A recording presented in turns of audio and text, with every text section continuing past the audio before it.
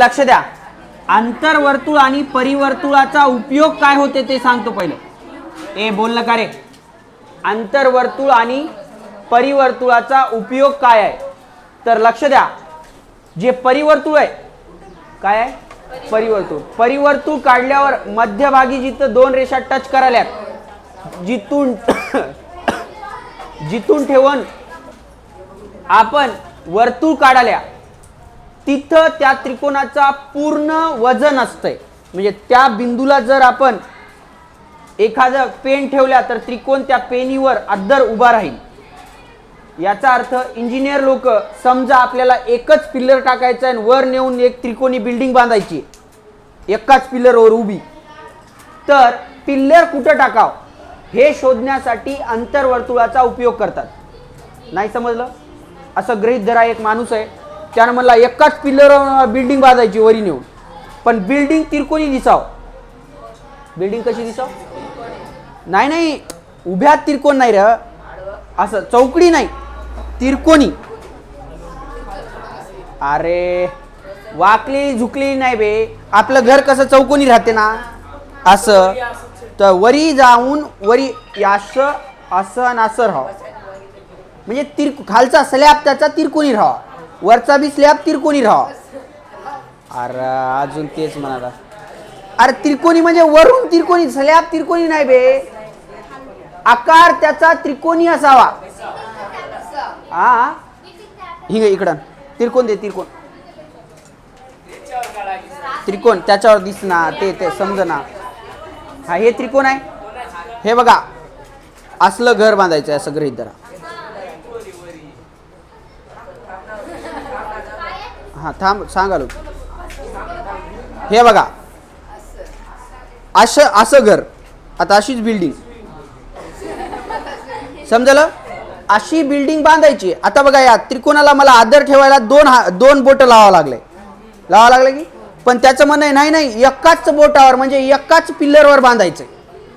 एकच पिल्लर राहा आणि आदर राहा. ठीक आहे, तर पिल्लर इथं टाकू का इथं टाकू का इथं टाकू, कुठं टाकू, तर पिल्लर आपला परिवर्तुळाचा जे केंद्रबिंदू यायला की नाही तिथं टाकावं लागते.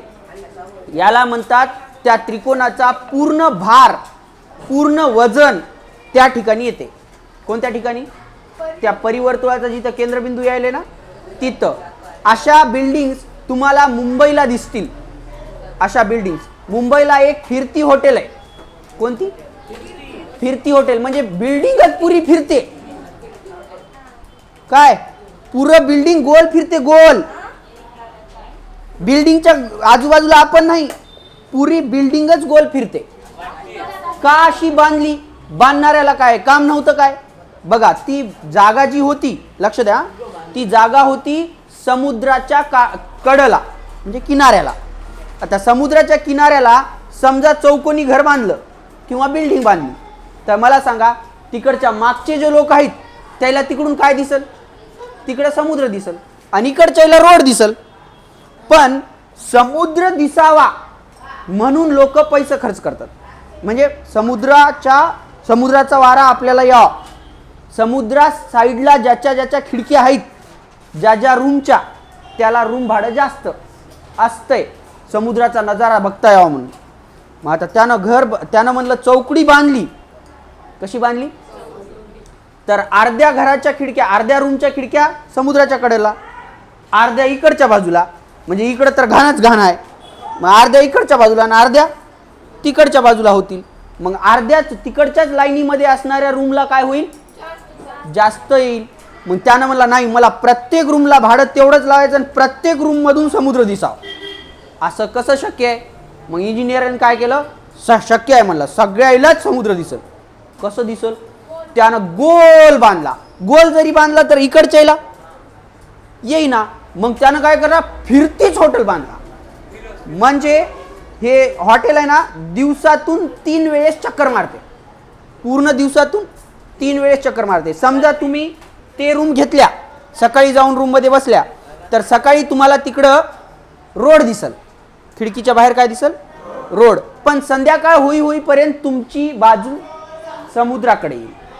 अजून फिरल ती, असं अजून सकाळी तिथंच येते पृथ्वी सारखं. पण पृथ्वी 24 तासात एकदा फिरते, तिनं 24 तासात 3दा फिरते. माणसं फिरतात, माणसाला काही चक्कर बिक्कर ये ना बाई असं. म्हणजे आता 24 तासात पुरी 3 राऊंड मारायला हळूस फिरते, दिसत नाही, समजत नाही. पण हळूहळू आपण सारखंच 1 तास एखाद्या वस्तूला बघत बसल्या तर दिसल की ती वस्तू तिकडे बाजूला गेलेली. असं करून अरे पृथ्वी फिरणं आली की पण त्या स्पीडनं आपण फिरायला. तर मी खिडकी बिल्डिंग मध्ये बसलो आणि त्या बॅनरला बघालो, तर बिल्डिंग अशी अशी हळूहळू फिरायली, तर बॅनर मागं गेलेला असा दिसतो. असे स्ट्रक्चर्स बांधता येतात, समजलं. मग हे भौमितिक रचना जो धडा आहे तो याच कामासाठी आहे. दाखवतो आत्ता नाही, आता गणित करू. काय म्हणू, कितीचं दिलंय 7.4चं. हे बघा 7.4 ची ही मी काय केली, रेषा आखली आणि याला BC नाव दिलं. काय नाव दिलं, हे बघा हे B आणि हे C नाव दिलं. आपल्याला म्हणलंय कोन ABC बरोबर कोन ACB बरोबर 55 अंश दिलंय का रे. म्हणजे B कोन आणि C कोन 55 अंशाचा मोजायचा आहे. म्हणजे B वर 55 मोजा, B वर 55 मोजा. हे 55 मी पट्टीनच मोजतो, तुम्ही ठेवून मोजा. ओके, 55 मोजतो मी.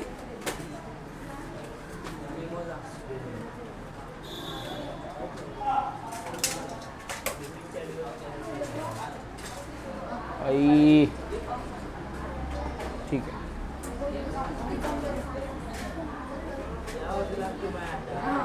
55 मोजलं आणि ही रेषा आखली. ठीक आहे, इकडं बी ठेवा C वर आणि कितीचा मोजा, 55चा मोजा.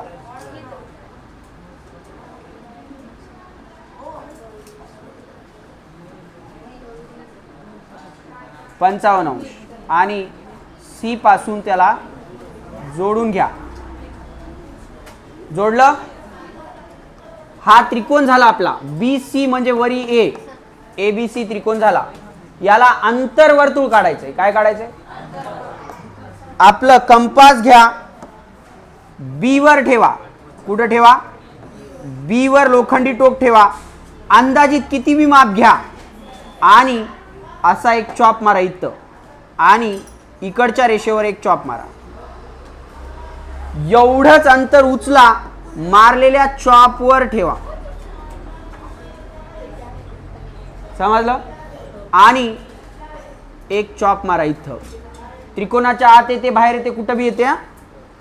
मग हे त्यानंतर इथं ठेवा आणि पुन्हा काय करा, इथं चॉप मारा. मारल्या. आता तुम्ही या चॉपला जोडून घ्या B पासून. या B पासून चॉपला जोडून घ्या.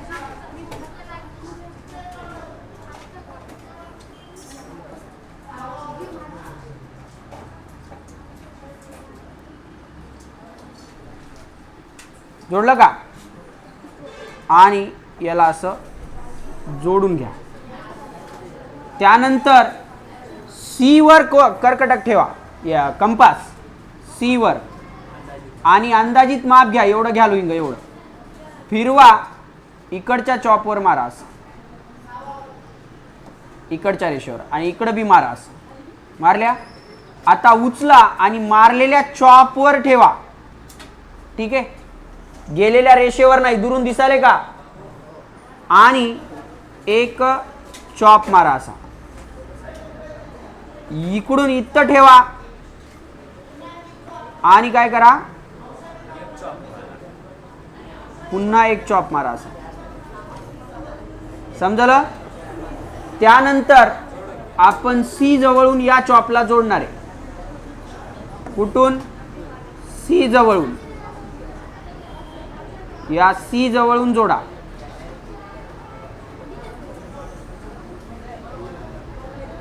ओके. आता हे आत्ता मारलेल्या दोन रेषा त्रिकोणाच्या आत कुठंतरी टच झाल्या असतील. इथं झाल्यात काय? तिथं कंपास ठेवा, कंपासाचं लोखंडी टोक आणि ठीक आहे. आता या आपल्या खालच्या रेषेपेक्षा थोडं खालपर्यंत अंतर घ्या. हे BC रेषा दिसाली त्याच्या थोडं खालपर्यंत आणि एक टोपलं काढा.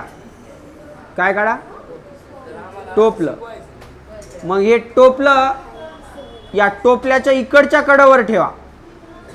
समजलं? आणि त्यानंतर इथं चॉप मारा.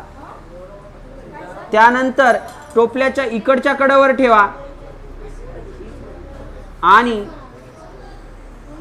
एक चॉप मारा. समजलं काय? आता या चॉपला आणि जिथं लोखंडी टोक ठेवलं होतं तिथं पट्टी ठेवून जोडून घ्या. गुलाबी पॉइंट आणि एक खालचा बिंदू याला जोडून घ्या. जोडल्या. असं जोडून घ्या. जोडल्या. या तिन्ही रेषा कुठंतरी टच झाल्यात. कुठं झाल्यात? या इथंच झाल्यात. तिथं लोखंडी टोक ठेवा. ओके. आणि किती माप घ्यायचं इकडे लक्ष द्या. आता माप घ्यायचंय आपल्याला हे एवढं. किती घ्यालो बघा.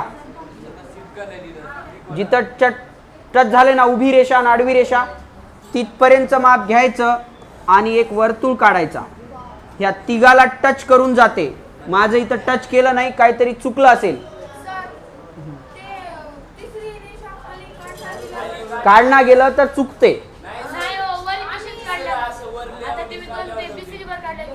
हा.